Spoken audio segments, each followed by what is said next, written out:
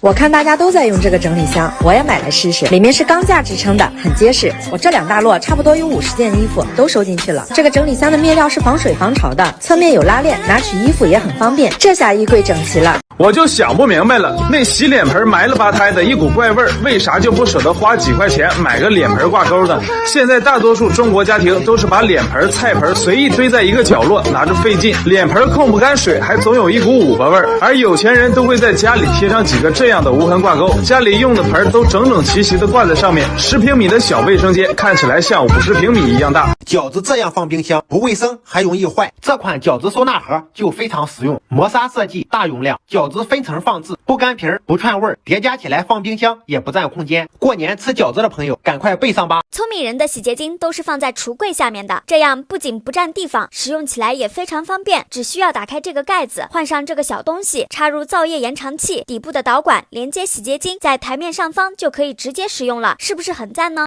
我求你不要再用这个纱布蒸馒头了，难用难洗，还容易滋生细菌。用这个新款的蒸笼布吧，一包里面有30片，每次用的时候抽1张，剩下的密封起来，甚至要铺在蒸锅里就行了。它这个透气性很好，不粘连，还可以反复使用，也不会像纱布一样缩水。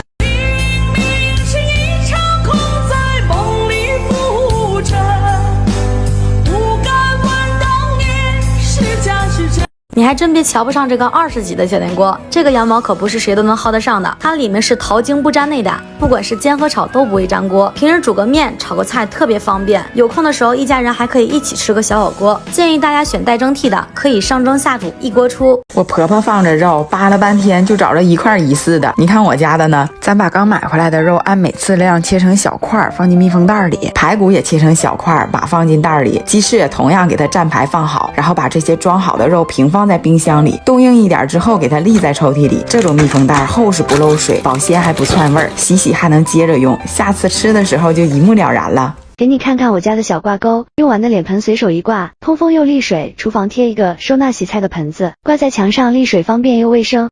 羽绒服不小心被烟烫了个口子或者划破了，可以用上这个布面补丁贴，自带背胶，直接贴在破洞的地方，用开水瓶熨烫一下就补好了，怎么抠都不会掉。冲锋衣、羽绒服、运动裤、雨伞都能用，24小时以后水洗也没问题。不得不说，日本人是真聪明，他们这种吸管勺子，喝茶的时候可以自动过滤，再也喝不到渣。勺子可以搅拌，不管是排骨汤还是奶茶，想喝的时候就吸，想吃也能咬，特别方便。最后是我一个人走过这片海，看着谁在对岸。儿啊，走你不走，成熟火锅吧地牛，